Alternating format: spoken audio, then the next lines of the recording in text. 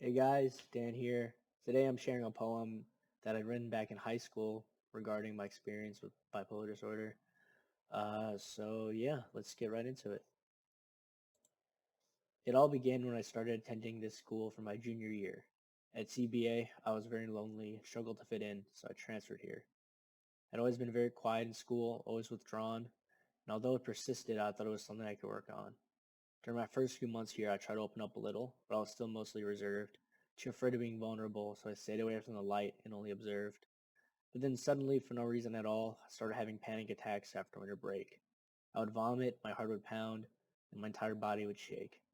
It became so incapacitating, I could barely go to school as my anxiety became incessant. In order to go back to school, I needed a quick solution, so I was given an antidepressant. After a few weeks of painful waiting, my anxiety had a noticeable reduction. I was able to go back to school and finally function. But after a month of this freedom, I suddenly snapped. The chains had broken, and the pill unleashed the monster inside me that had been trapped. I became excessively loud and happy, felt like a magic pill. At the time I had embraced the rush, I couldn't help but enjoy the thrill. Although my anxiety had been defeated, I had finally cracked the code, but I had no idea that it was the onset of my first manic episode. For 9 months, I made a complete fool of myself. I became a stupid joke. According to friends, some people thought I was really high on coke.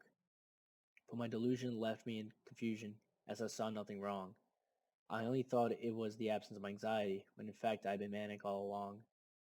The mania had become progressively worse, and by April I was off the hinge, delving deep into the depths of delusion, madness, and cringe. I look back at my manic episode with shame. I must have annoyed a lot of people, but it was never my aim. I was blind to my mania, for I had become so enamored of the high. Well, it would not last forever, and one day in October I woke up and began to cry. I cried every day over nothing. My entire world was painted black. Everything seemed bleak as I lay in bed weak, hoping for the high to come back.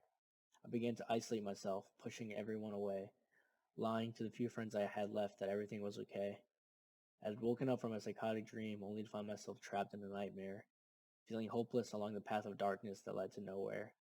I could barely go to school without crying during the day. I hoped it would stop, and I prayed for the pain to go away. I was taken out of school and off of my old antidepressant, escitalopram. I needed help, so for 4 months I was placed in the PHP program. My therapy and self-help books didn't change the fact that I have mood swings with no cause. I had to accept that my brain has anatomical flaws.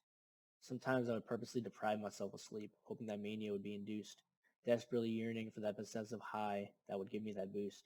When everything seems so beautiful as it heightens each sensation, laughing and overflowing with confidence and elation. Obnoxious and possessed by a sense of self-grandiosity, oblivious to my madness that provokes around me animosity.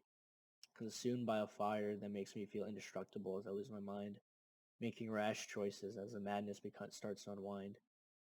But eventually it fades and changes like the season as I cry and have the desire to die, all for no reason, whittling away my motivation until I'm too weak to fight, only finding solace in the darkness of the night.